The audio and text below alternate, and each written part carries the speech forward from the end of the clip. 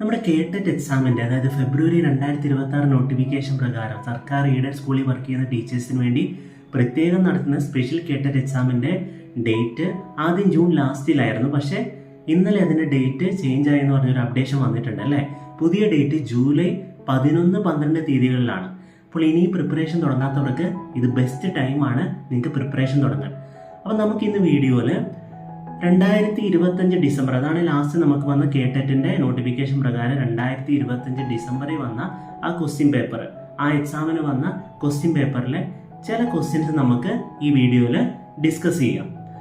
അപ്പോൾ ആദ്യത്തെ ചോദ്യം ഞാൻ സെലക്ട് ചെയ്തിരിക്കുന്നത് ഒരു സിമ്പിളായിട്ടുള്ള ക്വസ്റ്റ്യൻ ആണ്, പക്ഷേ അതിൽ കുറേയധികം ഘടകങ്ങൾ അടങ്ങിയിരിക്കുന്നുണ്ട്.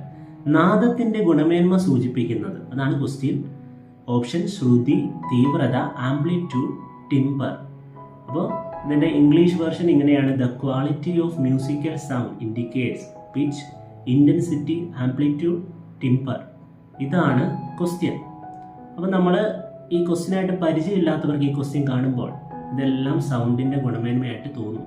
നമുക്ക് ഓപ്ഷൻ പിക്ക് ചെയ്യാൻ വേണ്ടി ഒരു കൺഫ്യൂഷൻ ആയിരിക്കും. ശ്രുതി ആയിരിക്കാം, തീവ്രതയായിരിക്കാം, ആംപ്ലിറ്റ്യൂഡ് ആയിരിക്കാം, ടിമ്പർ ആയിരിക്കാം.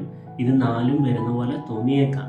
പക്ഷേ ക്വസ്റ്റ്യൻ ചോദിച്ചിരിക്കുന്നത് നാദത്തിൻ്റെ ഗുണമേന്മ അല്ലെങ്കിൽ the quality of musical sound. Okay, അവിടെയാണ് നിങ്ങൾ ശ്രദ്ധിക്കേണ്ടത്. ദ ക്വാളിറ്റി ഓഫ് സൗണ്ട് എന്നല്ല അവിടെ ചോദിച്ചിരിക്കുന്നത്, the quality of musical sound. അവിടെയാണ് നമ്മുടെ ക്വസ്റ്റ്യൻ്റെ രീതി. അപ്പോൾ ഇവിടെ ശരിയായ ഉത്തരം ടിമ്പറാണ്. നാദത്തിൻ്റെ ഗുണമേന്മ എന്താണ്?